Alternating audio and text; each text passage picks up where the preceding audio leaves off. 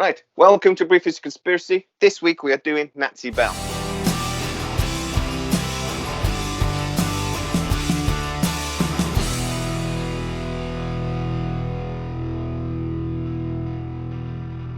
We're going to be talking about Roswell, Kecksburg, the Philadelphia experiment, Operation Highjump, and a 1936 UFO crash in Germany. Right, so if you're new to our channel, please like, subscribe, hit that bell notification. It really does help us out. Right, so 1936, Freiburg, Germany. Allegedly, a UFO crashed in the Black Forest region. Yep. There's a good picture of it. Oh, now you sod. Now I've got to find that picture. Okay, you need to send it me. Right, for the edit, please. Is that? I can't remember. There's a German one and there's a Russian one, isn't there? There's a Russian one where there's like half a flying saucer sticking out of the ground with a load of military blokes stood round it. I think that might be the Russian one. I've not seen that. Okay, you're gonna have to find that as well. You got homework before I do the edit. Right, so yeah, this story started. It appeared in about 2000 when this Igor Witkowski wrote Prada the Wunderwaffe. We'll come back to that guy in a bit, but let's talk about the story. So basically, it's this wonder weapon. It was supposed to be the ultimate weapon that would end the war. And even when, the Russians and American and British were knocking on Hitler's front door, this weapon could still win the war for Germany. So what do we think it was? Well, there's two schools, isn't there, of thought that the atomic bomb, or potentially the something else that they were working on in the deep classified research in many different areas that the Nazis were doing. I mean, we know the Germans were trying to build a nuclear weapon. We talked about in our last episode about how Heisenberg was trying to block attempts. There's stories about how when the nuclear weapon went off in the camps in Germany, because we'd already captured Heisenberg and his friends, Operation Paperclip had already started, that they all went, it's impossible, they can't have set off, and it didn't work. And Heisenberg just went up to a blackboard and drew the calculation and said, no, this is how they did it. And that's the rumor that he knew the whole time how they could get there. There was also, the Norwegians, there was in the hydroelectric power plants in Norway, they were trying to build the heavy water, which is important for uranium enrichment. And the Norwegians just kept sabotaging it and knocking them out. And between 1940 and 44, they just attacked these plants so many times that the Germans just could not keep up and build what they needed. So thank you, Norway. Yes, I was about to say that. Thank you, Norway. Yes, you may have literally saved the world, man. A quiet job that needed doing. Well done. Yes. Yeah. So if the Germans did sort of capture a UFO, one of the theories is that it gave them insights into how to build a nuclear weapon. Story also. Sorry, go on. Just understanding the fuel source. Yeah. How the hell the thing travels between the stars and defies our current understanding of propulsion and inertia. Yeah, but that's really going to get your scientists thinking down whole different lines of thinking as soon as you've got. Definitely, yeah. But also, there's theories that we've talked about in previous episodes as well about how flying saucers possibly crashed in America in the early 30s and very early 40s. The rumor goes that that's how their Manhattan Project began as well. And that gave them the same. So there was a race between two countries, Germany and America. But was it to build a nuclear weapon, or was it to build something a bit more exotic? I was going to say, when you think about the land masses, like America, like it covered, North America and I suppose the United States of America kind of outstretches its resources into South America as well, doesn't it? It probably has retrieved crashed vehicles from all of the Americas, not just North America. And then you think about influence was across the whole region. So I think Russia and America are the two countries to look at most heavily for crash retrievals, just because of the pure land mass that they would be covering retrievals from. Yeah, that's an interesting point. If we think they were trying to build some sort of anti-gravity device, which is one of the rumors, that's why you see this structure, this circular concrete structure in forget where it was. Is. It Wrocław. I've written it down. Where is it? Wrocław in Poland. The Polish names. We did the episode on China a few weeks ago, and that was a nightmare. Saying all the names for things. Polish names are even worse. Okay. It is this reverse engineered engine, right? So this anti-grav engine. They were trying to build a flying saucer, basically, and the project name was the Repulsine. Apparently, that was the name of their project to build a flying saucer. Now, there are some rumors to say the Americans also had a project to build a flying saucer, and they called them the S1s for saucer, I suppose. But there was lots of experiments that they were seemingly inspired by these crashes, and one of the famous ones is the Philadelphia experiment, popularized by Joseph P. Farrell in his book. He wrote that the USS Eldridge in Philadelphia shipyard was doing an experiment into cloaking technology using electromagnetic energy in this unified field theory that you probably know more about than I do. It was Einstein's theory. And he basically says you can use magnetic energy in a strong enough field to bend light around the ship. And then there's loads of rumors and popular myths about then what happened, like how the vessel phased, people were falling through the deck and then, being like cut in half by the ship and everything, or it just disappeared and was never seen again. And these stories aren't really true. No, I imagine there's some exaggeration in some of these, yes. Just a bit. I actually suspect the Philadelphia experiment didn't happen at all. I don't think it was true, even remotely. I think there was an experiment going on at the time in the Philadelphia shipyards regarding like minesweepers. So they would demagnetize the hull so that magnetic mines can't attach themselves to the ship. That happened at the same time. So I think there's maybe a little bit of Chinese whispers or something going on, and somebody's maybe sort of... that seems quite a logical technology for a ship to want to have, isn't it? Like, we still have those ships today. They still use the same thing. Field that stops you. It actually pushes the mine away. It repulses repels the mines. Yeah. So the Philadelphia experiment in 1943, I should add, is possibly not true. But then we have experiments. We have things like the Foo Fighters in Germany. Could that have possibly been actually maybe Nazi experiments? Well, possibly, but probably not, because the Foo Fighters during World War II, both sides thought it was the other side's secret technology. And they were seen so often as well as the problem. There was seen a lot of them. And the Foo Fighters were more of the light orbs, weren't they? They weren't actual sort of identifiable metallic objects flying at incredible speeds that were outmaneuvering them. Yeah. They were just orbs of light more that they saw in the skies. Yeah, the photos we've seen of them are like that as well. I tend to think that that's probably more likely something interested in all the destruction that's going on the Earth and coming into our dimension and making themselves slightly visible, only perhaps probes as light, or they're just watching what we're up to. Yeah. So I did wonder this about how if the Nazis did build a flying saucer, right, would you be able to arm it? Would you be able to put guns on it? If you've got an intense magnetic field that has to surround the entire vehicle.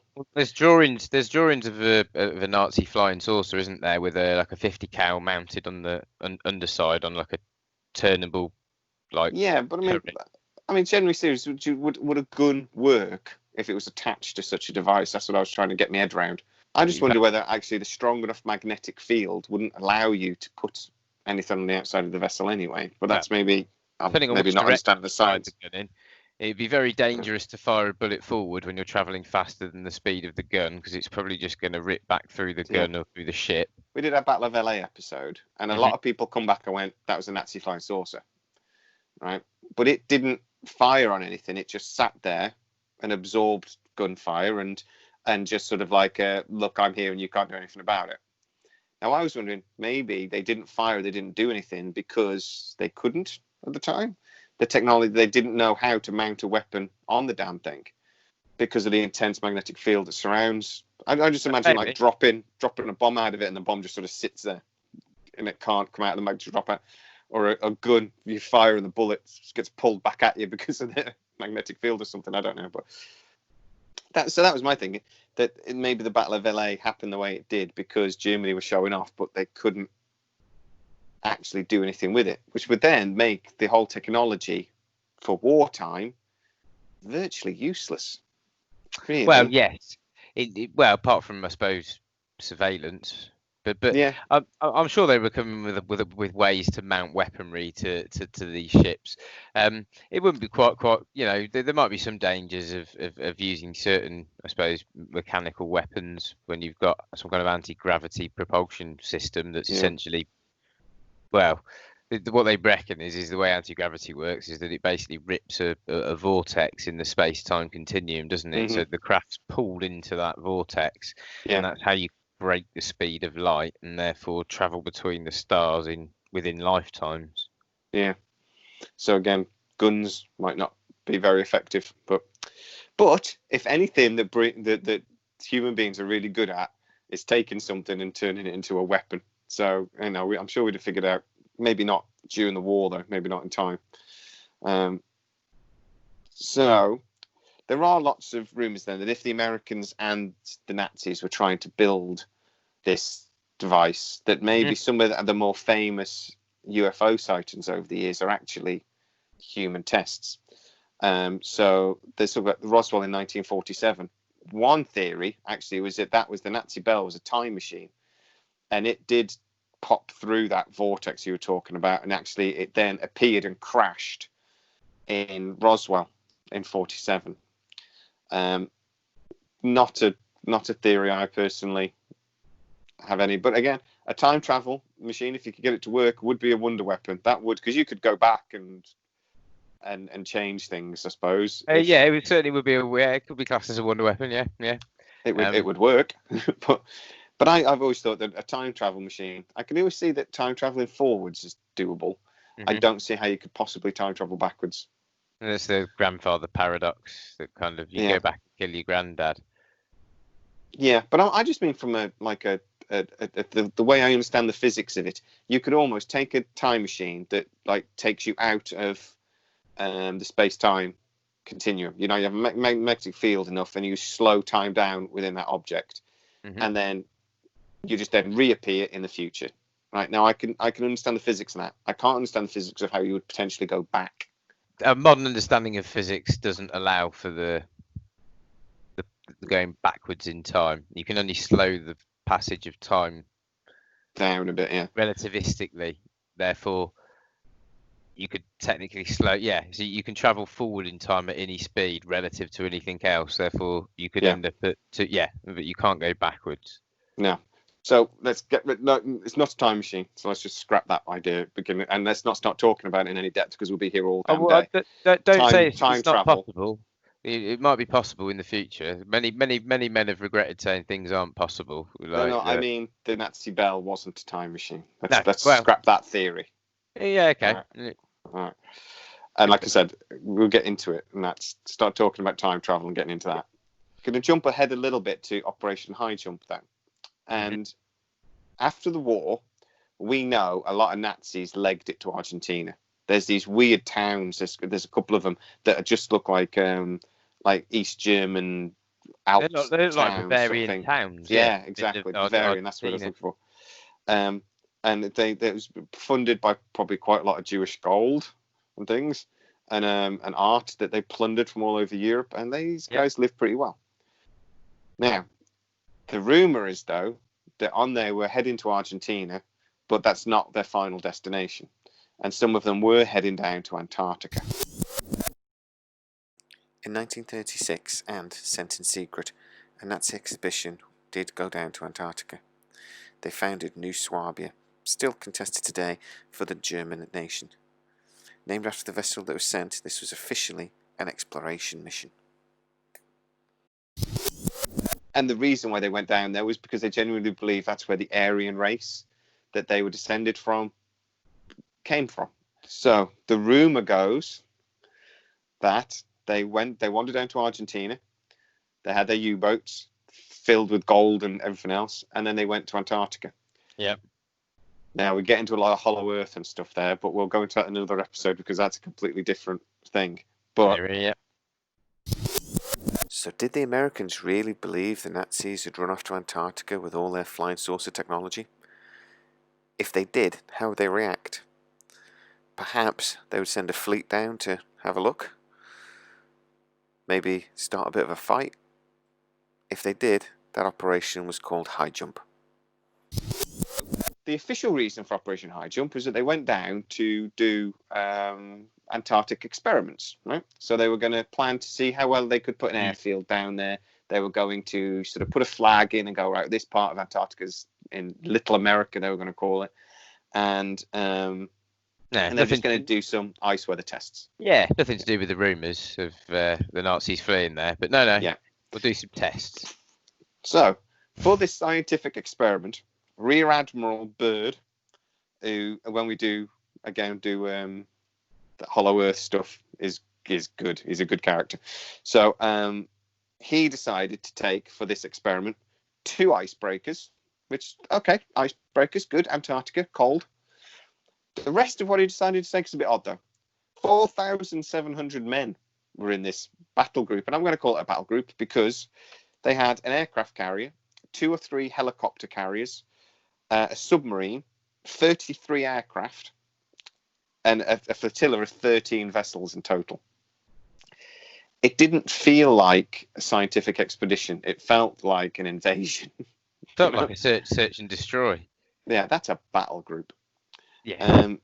You watch some YouTube videos and you'll think that they then had a fight with the Nazis and got their butts kicked, and that they lost ships, they lost hundreds of men. They did that.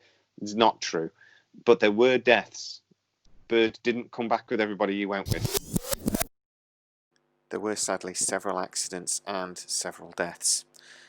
But were these deaths caused by an attack from flying saucers, or was it just that this was a very poorly planned, executed and prepared mission? You don't take aircraft carriers to one of the harshest environments on the planet. And Byrd does have this weird sort of statement when he come back that he's talking about we need to be prepared for the enemy that's coming from the polar regions. And now I can understand that they're talking about Russia, because Russia uses the North Pole and goes over and goes under the North Pole a lot. But what enemy did he think was going to attack us from the South Pole? Really? There's no one down there. So Australia? No. Is Australia going to use it to attack America? Well, they can't. So that's caused a lot of rumours in that what was Byrd talking about when he was talking about an enemy from Antarctica? Was it the Nazis? Don't know. It's possible. I suppose they've still survived quite well in Argentina, haven't they? The remnants of the Nazis. Yeah, they're still there. Hitler's there. He's 130. I've seen photos of him. He's on Facebook. I've seen photos. Oh, right, yeah. He's still there. He's just the oldest living person ever. Yeah, he'd have to be the oldest living person by a mile. But yeah, he says there's this bloke down there that says he's Hitler. God love him. That's one thing that I suppose at least they can't make any rumours about now. Like, is he still alive? No, he's definitely dead. Even if he was alive after the war, he's now definitely dead. Most definitely dead. Well, unless there's some advance in healthcare that they've come across that we don't know about as well. But yeah, exactly. That was part of the thing as well, isn't it? Have you seen that movie that Iron? How was it called? Iron thing. They've got a base on the moon. Yes, I've seen that. Yeah, they're all zombies and things. It's classic, brilliant film. Right, so if you have this idea then that there's these 2 projects, America and Germany, competing, you then get Operation Paperclip. So obviously the Americans sort of gathered up as many Nazi sort of scientists as they could, and the Russians did the same. Yeah, it was a fight, wasn't it, between Russia and America to round up the scientists. Over 1,000 scientists moved from Germany to the US, many of whom were rumoured to have worked on several different secret projects. One of these scientists was Wernher von Braun, the man considered to be the father of NASA. America decided to ignore their past to use their talents for the future. And obviously they you can argue they won the space race, really, because I mean when America's shuttles were decommissioned, they didn't have an engine. So they bought a load of Russian engines. They're still using them. They haven't stopped using them yet. They've only recently started using the SpaceX heavy lift rocket, and they're trying to build their own new SLS rocket. But for 15 years, 20 years, they were using Russian rockets. And then when they started building their new heavy lift rocket for NASA, the first thing they did was take one of the Russian rockets out of storage to figure out how it worked. Because the engineers, the new sort of breed of engineers, were like, how did they get so much power from such a little engine? And so we talk about America getting, these genius rocket engineers and being the father of NASA and all this. I think Russia might have got the better ones. We don't know their names, but they seem to have got the better end of the deal. And and they were probably doing on a tenth of the budget probably in Russia as well compared to America. Yeah, they were a bit happier to use like slave labor and not for profit though, weren't they? So they were like, build us an engine. Why? Because we will literally kill you and everyone you know. And like, oh, okay, I'll build you a rocket then. That's a good motivator. Definitely. So I just wonder about Operation Paperclip might have ended up seeing these two projects sort of merged though in America. If America were trying to develop something and then all of a sudden all of the German technology came over, except maybe the German scientists that were working on flying saucers, because they could literally fly away and just go down to Argentina, maybe. But maybe I don't think so though. It seems unlikely to me. I don't know. I personally think that the Nazis were experimenting with possibly trying to reverse engineer and produce the same propulsion system from a downed UFO. I just don't think that they probably would have got that far that quickly with it, because it obviously takes leaps and bounds to understand a completely new propulsion system. So even if they'd understood it, the rumor is that they were experimenting with that Nazi bell on rotating superconductors suspended in a like ferrofluid. So basically, that's how they reckon that.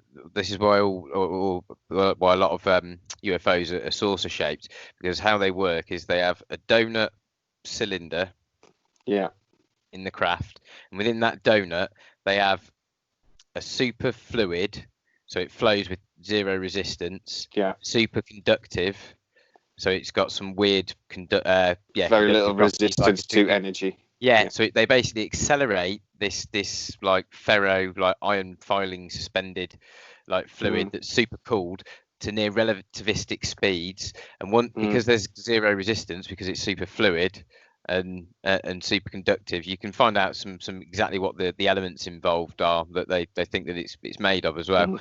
And that then, because there's zero resistance, it just accelerates to relativistic speeds within there, and then that allows it to create that vortex in the space-time continuum that then removes it from gravitational field.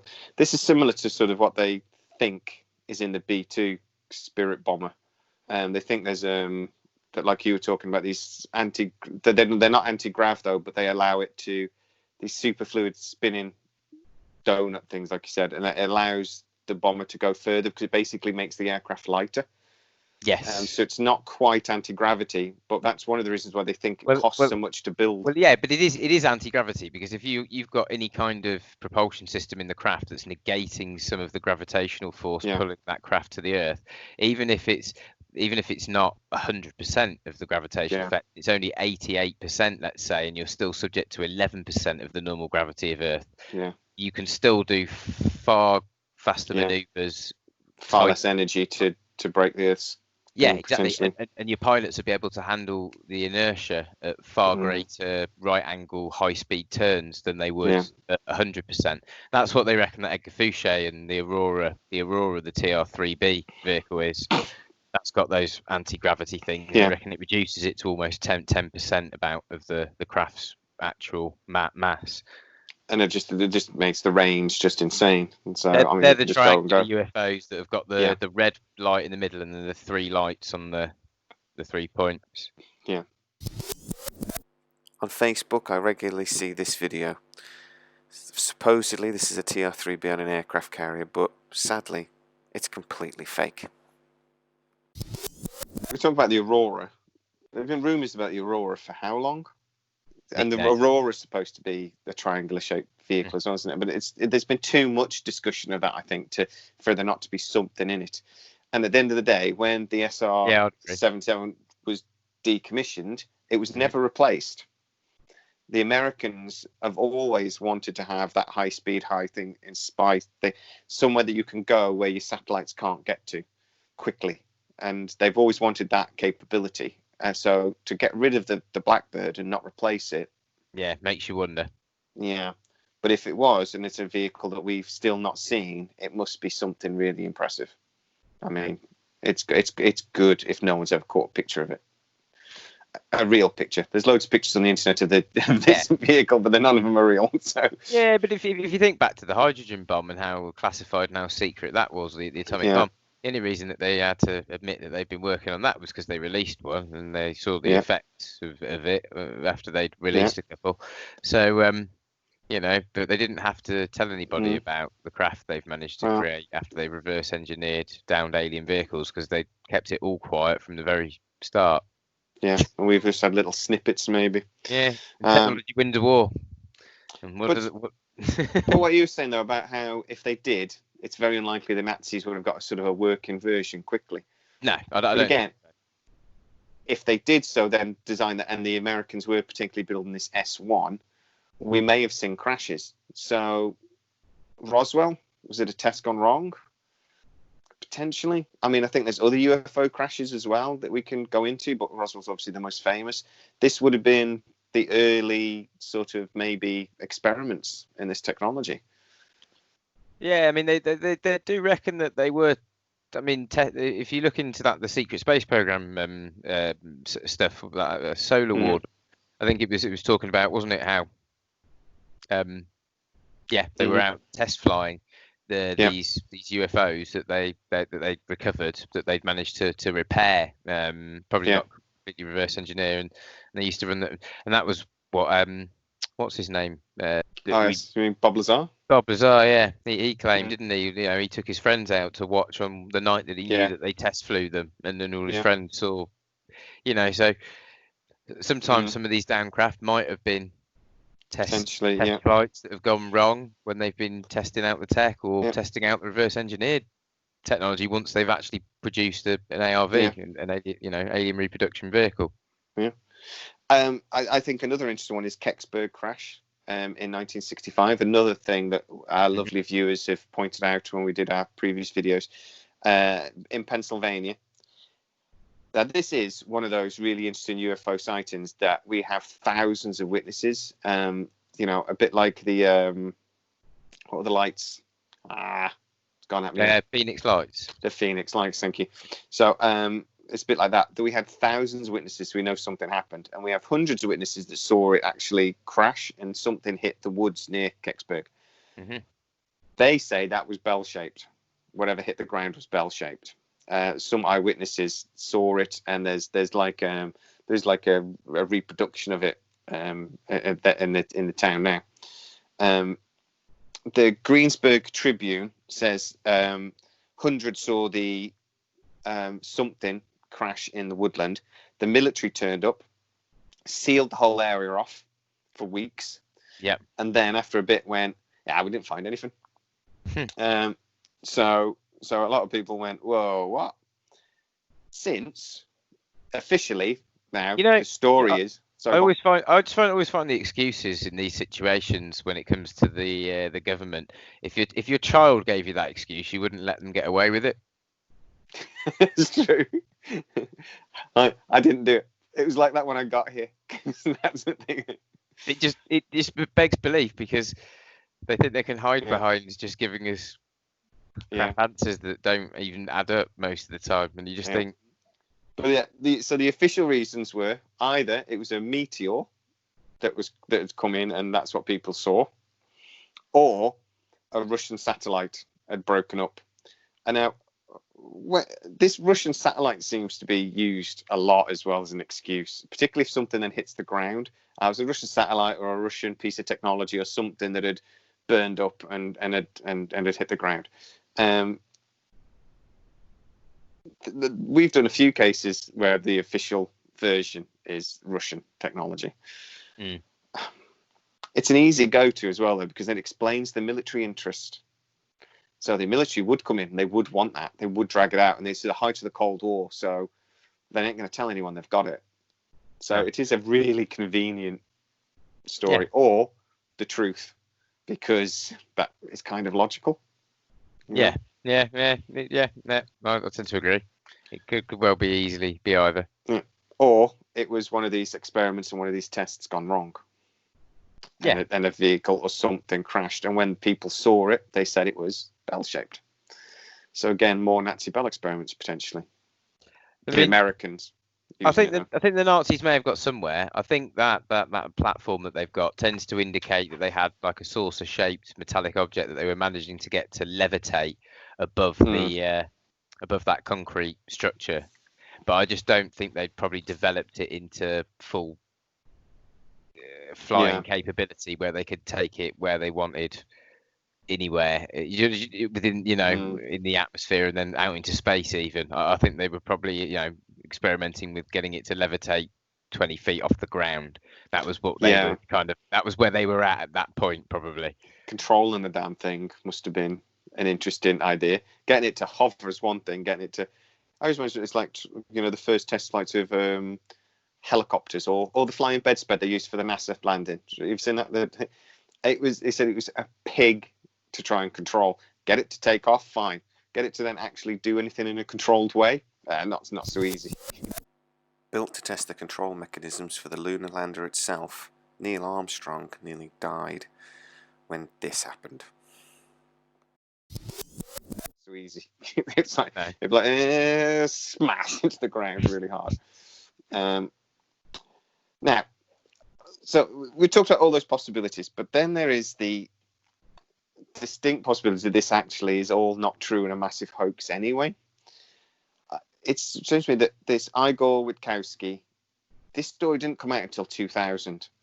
That's 60 years after it's supposed to have happened. So initially that makes me sort of, that this was a really well kept secret, right? Yeah, but it would have been a really well kept secret by either the Americans or the Russians, whoever inherited the technology from Operation Paperclip from the Nazi scientists that they got hold of. They probably both got some of the let's assume that they probably both got 50-50. You know what I mean? In terms of scientists, although I think America probably did do a bit. I think America did a little bit better. I think the scientists maybe basically 60-40, 65-35. Yeah. Go on. I think basically the scientists involved were running like hell from the Russians. So they were like, if we want to get captured by anybody, we want to get captured by the British and the Americans, please. The Russians were not. Everyone was terrified of what might happen once the Russians got their hands on you. So, but anyway, this Igor. Mm-hmm. We don't have any Igors. I've never met an Igor. That's a name that's sort of gone out of fashion, I feel. Like Adolf. We've never met an Adolf. I'd love to meet an Adolf. So he was a former intelligence officer, apparently, and he saw documents from an SS Lieutenant General, Jaco Sparrenberg's interviews post the war when he was captured by the Russians, basically. Mm-hmm. So after seeing these documents in 1997, while he was working as a military journalist, he then was able to write this book, the Proud the Wonderwall. I was going there. Prada the Wonderwaf in 2000. But the documents he says he saw that proved what we're talking about, no one else ever saw. So they were never independently verified. So I did a bit of research and I said, well, there were other witnesses of this bell. But it's a random list of people. There was like some bloke that worked for Skoda. They apparently helped build some of the parts for this thing. There was some bloke that worked on it when it was transported from the one place into a castle in Germany somewhere. There's a long list of very random people that have said eyewitnesses to this. No real scientists, nobody that was actually working on it. Even though we've got ideas who might have been specialising, but just a really random list of people. And also, officially, that round structure, there was a power plant there. There was a coal power plant, which we know. Mm-hmm. And the rumours are that the power plant basically powered the bell. Yeah. But officially, the mainstream theorists say that was actually the concrete foundation for a cooling tower. So it was nothing to do with anything exotic. It was a perfectly normal. It's just that the rest of the cooling tower has collapsed and gone over the years, and the tower was the foundation was left. So do you think it's possible that actually all this isn't true at all? Yeah, it's possible that it's not true, but I mean, I don't know. I think it could well be. I think, you know, Indiana Jones gives you a good example of like the interest of Hitler in going and searching around foreign lands for famous artifacts from history. Yeah, he was fascinated with the occult. Fascinated by a lot of things like that. Yeah. And pretty much the Aryan race that Hitler was fantasizing about, you know, being descended from and trying to, I suppose, somehow reunite with. That Aryan race is really just, you know, what we think of as the Atlantean. Yeah. The civilization from before the last ice age. It's pretty much one and the same thing. He was really interested in Atlantis, wasn't he? Yeah, exactly. They thought they were going to find. Well. They wanted to find Atlantis. They wanted to find things like biblical. Maybe they did find that on the South Pole. Maybe they did find evidence of a lost civilization on the South Pole from when that continent wasn't over the South Pole and wasn't frozen. And maybe there are pyramids there, and maybe there are. I've seen the pyramids. They are interesting. I like that. And we've seen lots of images, haven't we, about strange ice formations or strange things found in Antarctica. But at the end of the day, we haven't explored it at all, really. We've touched the edges. We've walked to the middle a couple of times. There hasn't been any really in-depth exploration or trying to see what's under the ice and things. No, so, there probably won't be until the Earth's climate shifts or until the Earth's continents move enough and that it's drifted into a warmer, more temperate zone and most of the ice has melted. Yeah. I generally think we might always exist by that point. But anyway, I've always thought Atlantis could have been on Antarctica, though, because that would explain why we can't find it, because it's under a crap load of ice. And that I wonder what happens, you know, when our magnetic field's flipping, you know, the magnetic field's wandering at the moment, it's about to go to flip, so all our compasses all point south. I wonder what that would do to the climate, because if the Earth then wobbles slightly and then the lower Antarctica maybe aims more towards the sun, it wouldn't have to point much. Maybe the ice would disappear and maybe, you know, it would be a livable landmass. And we know that happens every so often. So I tend to believe what Plato says. Atlantis was there at about 9,000 years before the time of Solon, my father's father. Oh, you're trying to remember our Atlantis episodes so beautifully. I just like seeing we've talked about it. Yeah, we have exactly. Yeah, but I just think he said it sank into the sea. I just believe that somewhere some landmass rose and somewhere some landmass subducted, and literally Atlantis just sank into the sea. I think Atlantis, the most likely explanation is that it's under the ocean somewhere, and that during the Younger Dryas event. You know that can happen. He made some very accurate statements in his writings, didn't he? Plato. Exactly. It was more he described it in annals of history than it was him, you know, writing works of fiction. So if he says it sank into the sea 9,000 years ago, and we know land masses, and in fact entire continents can sink, I just don't see why we would agree with what he says. I'll put a link to our Atlantis episodes in the description, and you can go and have a look, because we talk about that for about 4 episodes. Yes.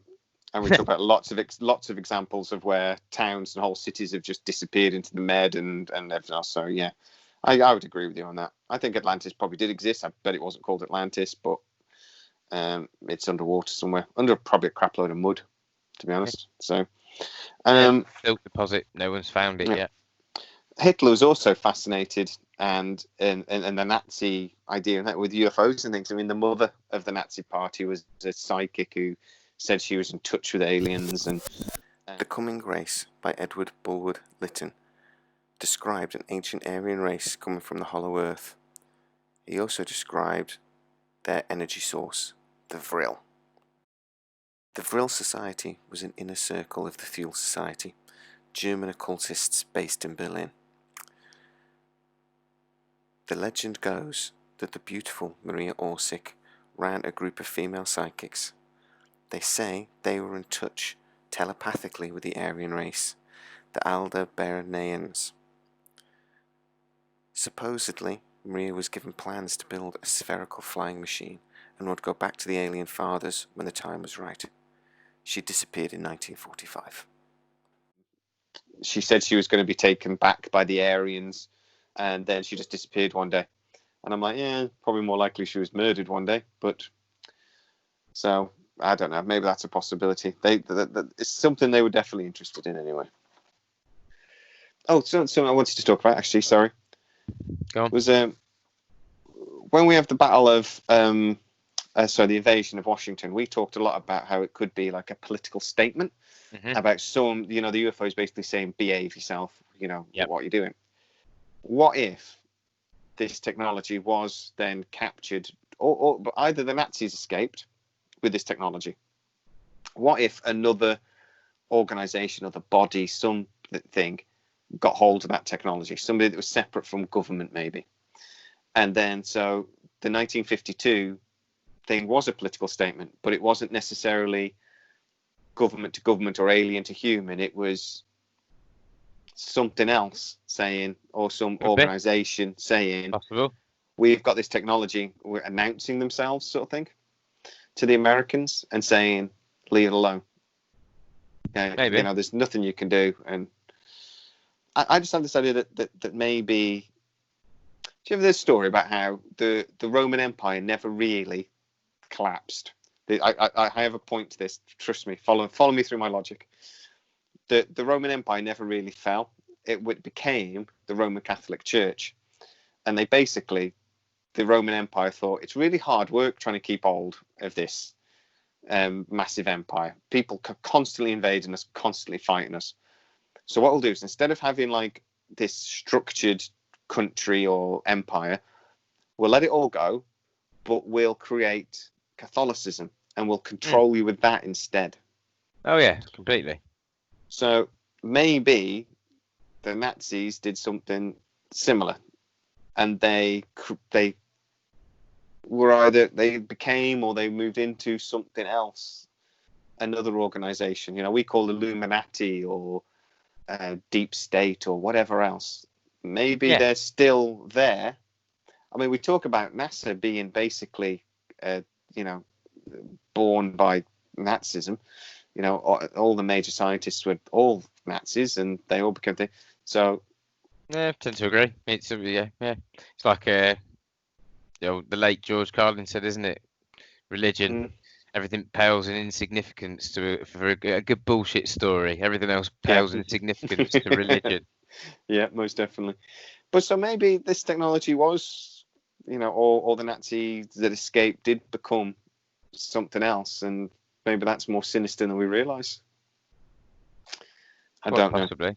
But whatever that'd be quite amusing, wouldn't it, if it was the Roman Catholic Church that had the flying saucer technology and been going around terrorising, abducting people, molesting them. Yeah. That actually it'd fit in quite well. It's again, and now actually really does. I know that I should, but it does fit quite well, doesn't it? If you think about alien abductions. Yeah. And the Roman Catholic Church was in bed with the Nazi Party. So if you're actually in Germany and you've got something like that and you want to hide really quickly, the Vatican would be a nice place to go and hide. Yeah. You wouldn't have to go to Chile or Argentina or anywhere else. You'd just go and hide in the vaults. And I would say, that the vaults in the Vatican hold secrets the world can't see. Why would the world's most extensive library be so damn private? Because so damn secretive. You're a peasant and you're not supposed to have the secret knowledge, my dear man. Bit harsh. But that's if you look at history, that's how they think. That's how the elites have always thought, and it is true.